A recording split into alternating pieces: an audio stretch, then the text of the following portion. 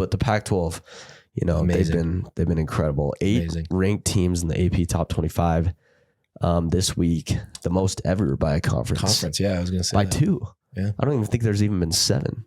I think I think it was the SEC with 6, wasn't it? Yeah.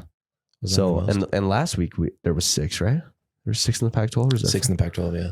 So they had it tied last week, beating it by 2 this week, as Washington State jumps in after a big win against Wisconsin at home, and then UCLA jumps in. Mm-hmm. So 8 of the 12, as obviously the Pac-12 is going to be departing next year, and big rest in peace to the conference. But going out with a bang. That just makes it even worse, though, in my opinion. It makes it so bad. It's like you got 8 out of the 12 teams in your conference are ranked. 8 out of 12. And arguably the best conference as far as depth goes. Yeah, and let's say you take out USC and UCLA because they were going to the Big Ten a long time ago.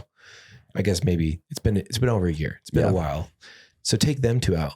You still got 6 out of the 10 teams before realignment started that are ranked. And only 2 losses total, one being to a in-conference matchup between USC and Stanford, and then Arizona losing in overtime to Mississippi State on the road. So, So it's like... this team is...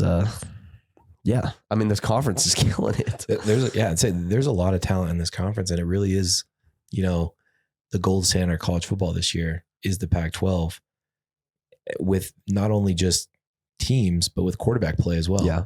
I think I saw somebody's top 10 quarterbacks in college football right now, 5 out of the 10 from the Pac-12.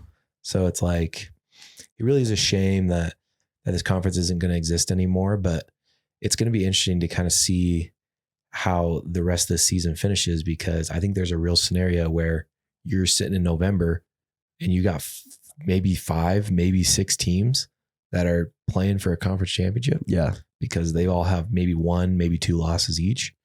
So this is definitely the conference to watch. If you're East Coast, turn on that TV at 1 a.m. and watch some of these games. Exactly. They're going to be the gold standard of college football this year. And I'm looking down at the Pac-12, the schedule next week, and there's only 2 teams on here that might not be favorites going into the game. And that might be Arizona State against Fresno State, and then maybe Sac State above Stanford. Yeah. But other than that, I do not see a single Pac-12 team that realistically might lose next week.